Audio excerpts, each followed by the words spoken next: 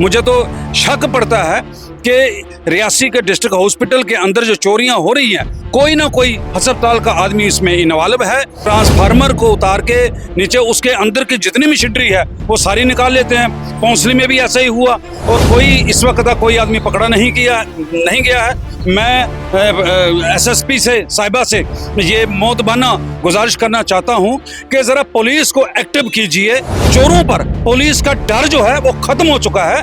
Criminal और चोर जो हैं, हर किस्म का क्राइम करने वाले लोग हैं, उनके हौसले इतने बुलंद हो गए हैं। क्या इनको गवर्नमेंट की सपोर्ट है?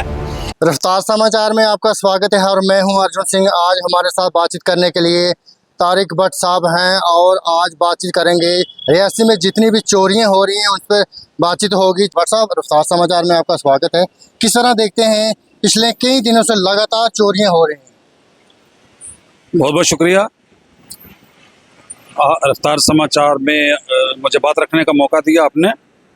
देखिए, इसमें कोई शक नहीं है कि काफ़ी अरसे से रियासी के अंदर चोरियां ही नहीं बल्कि कई किस्म का क्राइम जो है वो बढ़ता ही जा रहा है। इसमें कमी की कोई किरण नज़र नहीं आ रही है। हमारी पुलिस इसमें काम कर रही है और कहीं कहीं पे वो कामयाब हो जाते हैं और कहीं पे कोशिश करते हैं कि चोरों को पकड़ा जाए या क्राइम को ख़त्म करने के लिए वो अपनी पूरी कोशिश उनकी जारी है। अब देखिए, सुनने में आया है कि जो चोर हैं वो बड़े होशियार और बड़े चालाक हैं, जिन्होंने वो अपने घर को भी नहीं छोड़ते।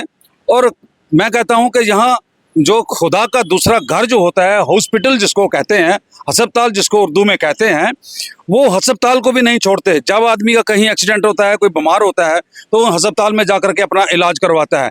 लेकिन चोर इतने चालाक और होशियार हैं कि ये खुदा के घर में न मंदिरों को छोड़ रहे हैं, न मस्जिदों को छोड़ रहे हैं, न अस्पतालों को छोड़ रहे हैं। और इन्होंने वहाँ अस्पताल के अंदर जो न्यू ब्लॉक जो बना है उसके अंदर काफ़ी चोरी की हुई है। और मुझे समझ नहीं आती है कि इस वक्त तक जो उसकी एफआईआर क्यों नहीं लगाई गई। क्या इसमें कहीं अस्पताल के स्टाफ का कोई अंदर का आदमी तो नहीं मिला हुआ है? मुझे तो शक पड़ता है कि रियासी के डिस्ट्रिक्ट हॉस्पिटल के अंदर जो चोरियां हो रही हैं, कोई ना कोई अस्पताल का आदमी इसमें इन्वॉल्व है। और ये एक सोची समझी स्कीम के तहत जो अस्पताल के अंदर चोरी हुई है। बिल्कुल, मैंने पहले ही आपको बता दिया कि ये इस चोरी में अगर इसमें प्रॉपर तहकीकात की जाए तो ज़रूर कोई ना कोई अंदर का आदमी इन्वॉल्व जो है वो मिलेगा और उसको पकड़ना भी चाहिए और नंगा उसको करना चाहिए। और आप देखिए ना कि यहाँ मिली भगती है। यहाँ कितनी 25 के करीब एम्बुलेंसें जो खरीदी गई हैं, वो यहाँ डिस्ट्रिक्ट डेवलपमेंट बोर्ड की तरफ से जो खरीदी गई थी, ना उनके पास ड्राइवर है, ना उनके पास उनके कागजात हैं, ना उनको नंबर लगाए हैं। 4 साल से वो सड़ रही हैं। और कई एम्बुलेंसें जो हैं जिनका अंदर से उनके जो उसका सामान भी चोरी जो है वो कर दिया गया है। अब मैंने कल ही देखा कि उनमें से कोई 8-10 के करीब जो एम्बुलेंस जो है वो डीसी ऑफिस के बाहर अहाते में वो लगी हुई हैं। बाकी कहाँ हैं? मैं ये समझता हूँ ये सारा मिली भगती से हो रहा है। जो हमने जो सुना है कि वहाँ सलाल के अंदर वहाँ पर भी एक ट्रांसफार्मर जो है उसकी चोरी हुई, क्योंकि वो क्या चोर इतने चालाक हैं, ट्रांसफार्मर को उतार के नीचे उसके अंदर की जितनी मशीनरी है वो सारी निकाल लेते हैं।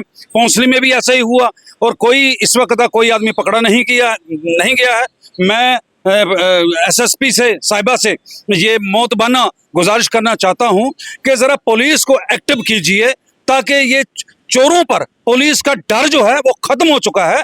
क्रिमिनल और चोर जो हैं, हर किस्म का क्राइम करने वाले लोग हैं, उनके हौसले इतने बुलंद हो गए हैं। क्या इनको गवर्नमेंट की सपोर्ट है? क्या ये गवर्नमेंट की मर्जी से ये सब कुछ हो रहा है? अगर नहीं हो रहा है तो फिर ये पकड़े क्यों नहीं जा रहे हैं?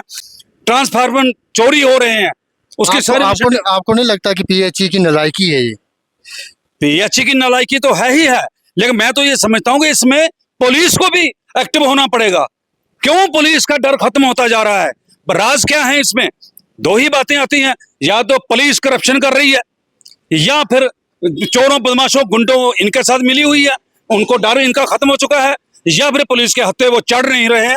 मुझे लगता है कि पुलिस ज़रूर इसमें एक्शन करेगी। हमें एसएसपी साहिबा जो जहाँ पर हैं, एसएचओ साहब हैं या जितने भी बाकी पुलिस के अफसर यहाँ पर हैं, इसमें सख्ती से अमल करेंगे और इन लोगों को पकड़ने के लिए वो जी तोड़ काम करेंगे और ये चोरों को बदमाशों को पकड़ा जाएगा ताकि लोग अमन और चैन की ज़िंदगी बसर कर सकें। एसएसपी साहिबा भी इसमें रात को 3-3 बजे तक वो इलाके में रहती हैं और वो जहाँ सर्च अभियान जहाँ चल रहा होता है वहाँ खुद मौजूद रहती हैं। हमें उनके खिलाफ किसी किस्म की कोई शिकायत नहीं है। सिर्फ हम ये कहना चाहते हैं कि जिस तरह से आप मिलिटेंसी को ख़त्म करने के लिए दिन रात मेहनत करके आप वो काम कर रहे हैं, इसी तरह चोरों, बदमाशों और ये जो क्राइम पैदा करने वाले लोग जो बाकी हैं, जो लोकल जो क्राइम हो रहा है, इनके खिलाफ भी इसी तरह से काम करने की ज़रूरत है, ताकि चोरों को, बदमाशों को, गुंडों को, लुटेरों को, डाकुओं को कोई पुलिस का डर लगे कि पुलिस है कहीं बैठी हुई है। मैं तो ये समझता हूँ कि जब भी कहीं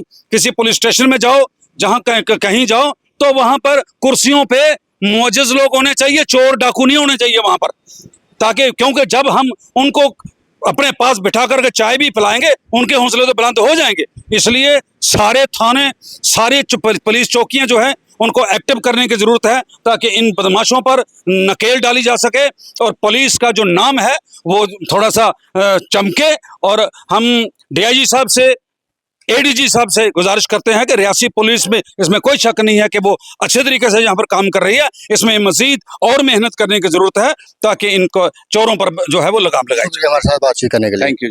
ये थे भट्ट साहब, जिन्होंने पूरी तफसील से बताया है कि किस तरह से जो चोरियां हो रही हैं उन पर पुलिस से डिमांड की है कि जल्द से जल्द इन चोरों को पकड़ा जाए। फिलहाल इस कवरेज में इतना ही। मुझे दें इजाज़त। धन्यवाद।